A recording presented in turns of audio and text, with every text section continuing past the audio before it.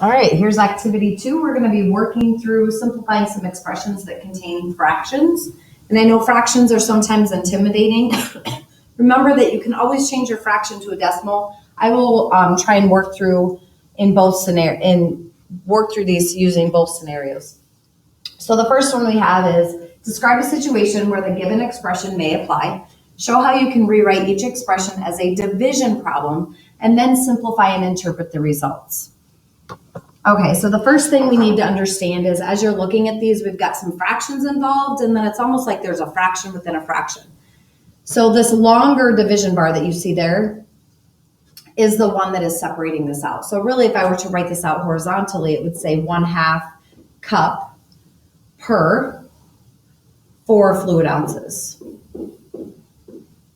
Okay, so there we're working through seeing it horizontally, or where this little division bar is, or fraction or per bar, it would be a division symbol.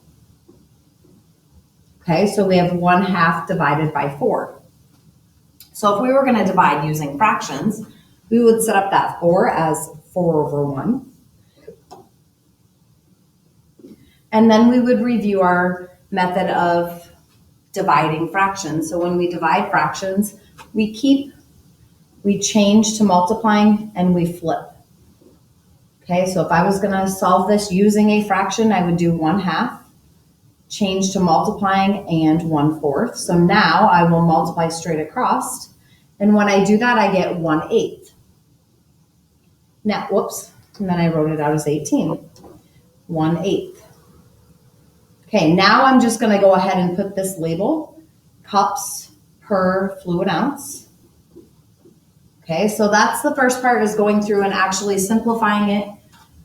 Now, let's interpret what that could possibly mean. So once again, we're kind of using some different things. So I have 1/8 of a cup per fluid ounce. So maybe it's you're making something. So for every fluid ounce, you're going to use 1/8 of a cup of something. So maybe this is something like, I don't know, maybe baking.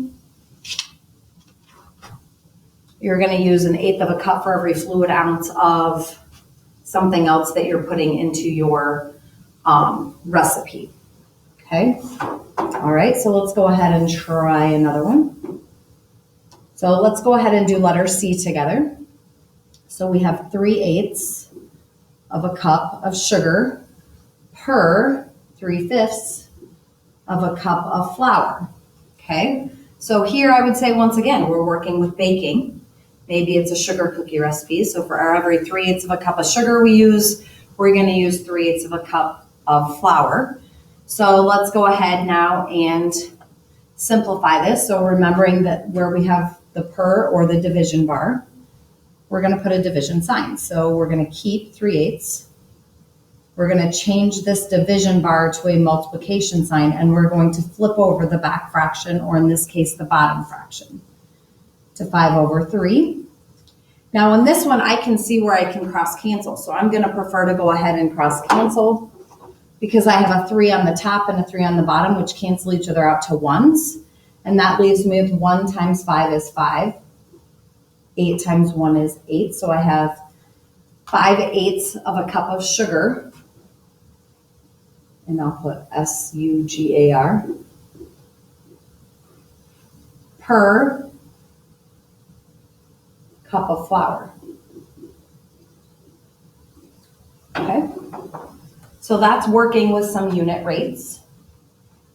Okay, so for every cup of flour I have to use 5/8 of a cup of sugar. So instead of, like, if I was going to be working with maybe increasing a recipe, instead of measuring out 3/8, if I was going to double, instead of measuring out 3/8 cups of sugar a couple different times, well, I could figure out how many cups of flour it would be, and then for every cup I would just use 5/8 of a cup of sugar.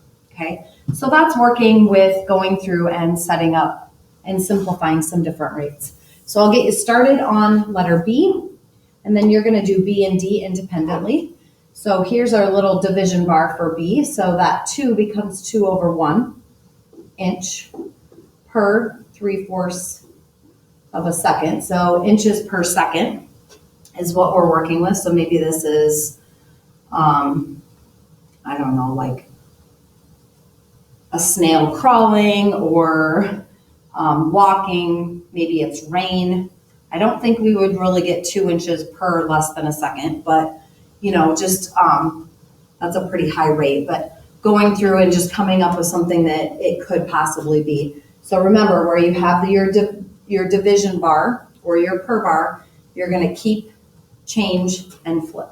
So good luck with this. Finish the last 2 out and then check it on the answer key.